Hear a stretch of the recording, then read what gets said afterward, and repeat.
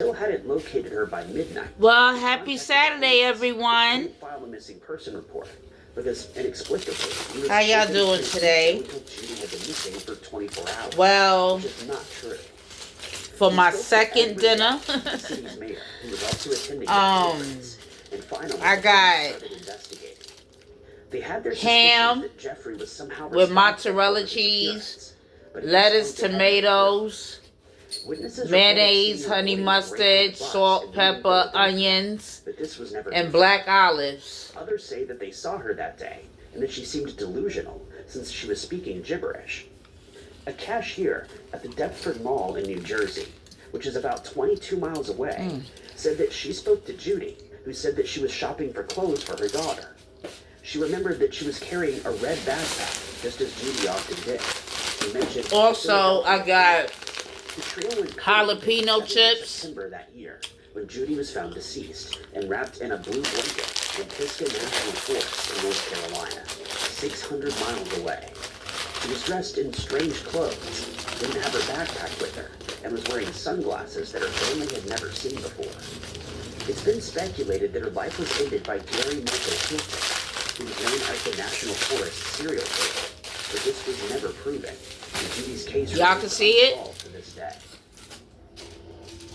38-year-old Maria Krause, who originally hails from Pennsylvania, mysteriously disappeared from North Versailles in Pennsylvania. And I got the kiwi strawberry Arizona. She remains missing, and her boyfriend has told investigators that he believes she's in danger. The last time anyone saw Maria was at around 8:45 on the 10th of February. Though a witness came forward to report that there was a woman fitting her description. Have a bite, y'all. Keysport Boulevard later that afternoon at around 2:30, but this has not been confirmed as being Maria or not. A search was conducted, during which her car was found abandoned on the east side of this same street.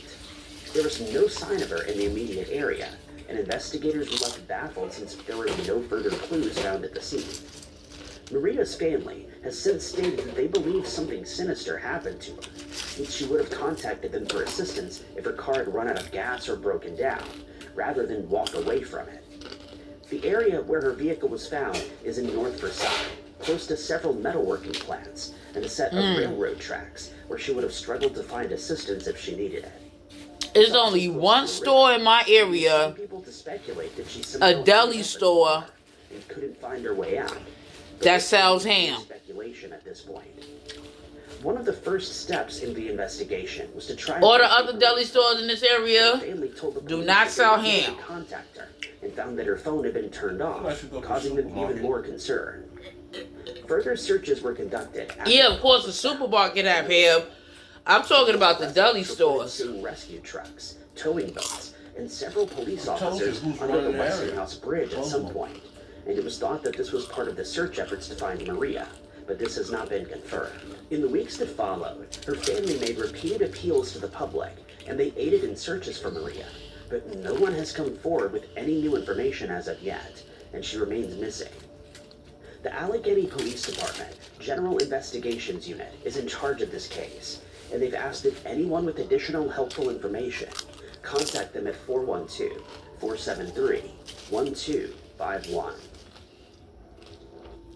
In May of 1930, St. Louis saw one of the biggest bank robberies the city had ever seen. And just less than a century later, no one has ever been identified as a suspect.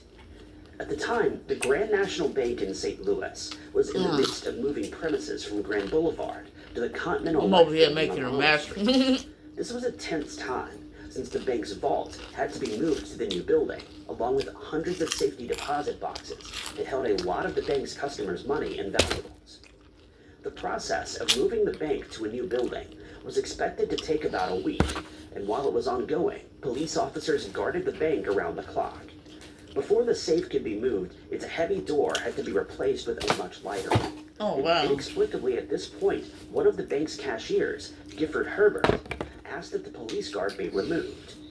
The next day, Benjamin Stozier, a porter at the bank, arrived for his shift, and he immediately knew that something was wrong. In the bank's basement, he discovered that the vault had been breached by a group of masked men who were in the process of stealing its contents. Unfortunately, the robbers spotted him and he was tied up so that they could complete their heist. A few hours later, William Britton, the bank's vault custodian, also arrived, and he too was caught and tied up. The robbers had an easy time picking out the safety deposit boxes that they wanted, since a registry of the boxes and their contents was left. I haven't had a cold cut sandwich in a hot minute. To find the ones worth stealing. Stozier and Britton managed to free themselves from their bonds and immediately contacted the police, but the robbers were long gone by this point, along with a massive amount of money and valuables. It was eventually determined that around $1 million in total had been stolen. In the days that followed, the bank's customers were outraged when they learned that the fee for their safety deposit boxes didn't include any type of insurance, and that they'd likely have to accept the fact that their hard-earned money and possessions would never be recovered. Hundreds of people rushed to the bank to withdraw what money they could, and by the end of the day, on the 31st of May, the bank was $739,000 worse off.